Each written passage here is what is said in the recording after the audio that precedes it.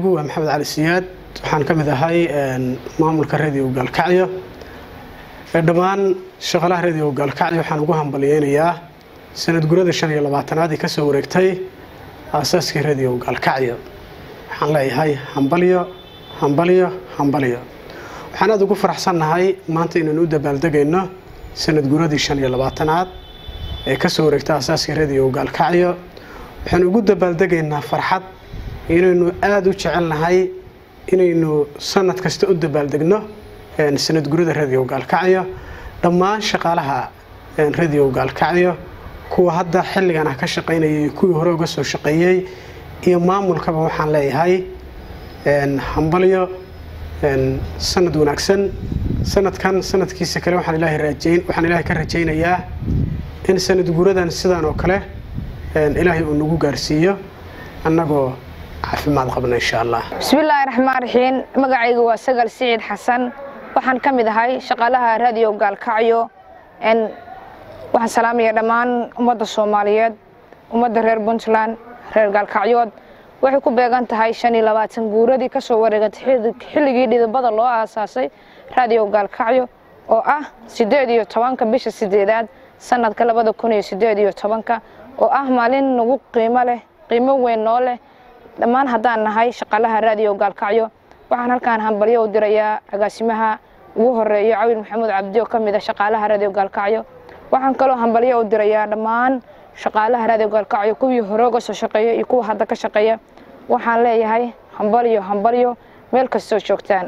guuriga gobonimo. magacaygu waa Sida Cali Nuur Cabdi Saali Taatiko waxaan ka tirsanahay radio Gaalkacyo Puntland Soomaaliya waxaan halkan hambalyo uga dirayaa ummadda Soomaaliyeed gaar ahaan ummadda reer Puntland waxaan si qaas ah ugu dirayaa dhammaan shaqaalaha radio Gaalkacyo Puntland Soomaaliya oo ugu horeeya agaasime Cawil Maxamuud Cabdi anigoo ugu hambalyeynaya 25 sano guuradii ka soo wareegtay aasaaska radio Gaalkacyo Puntland Soomaaliya dhammaanteen waxaan idin leeyahay hambalyo.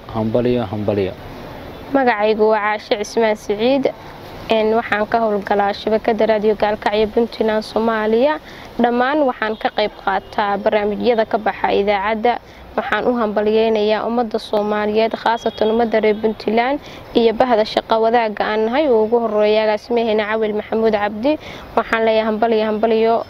mar labaad iyo mar saddexaad waxaan idin leeyahay hambalyo bahda shaqo wadaaga nahay. magacaygu waa Axmed Jaamac Cilmi Caan Cadeeye waxaan ka tirsanahay shaqaalaha shabakada warbaahinta radio Gaalkacyo Puntland Soomaaliya waxaan halkan hambalyo uga dirayaa dhammaan shaqaalaha radio Gaalkacyo Puntland Soomaaliya oo ugu horeeyo agaasimaha radio Gaalkacyo Puntland Soomaaliya Cawil Maxamuud Cabdi. magacaygu waa Ibraahim Saalax Cabdisalaan Ibraahim Karaama waxaan ka mid ahay howlwadeenada radio Gaalkacyo Puntland Soomaaliya waxaan hambalyo u dirayaa dhammaan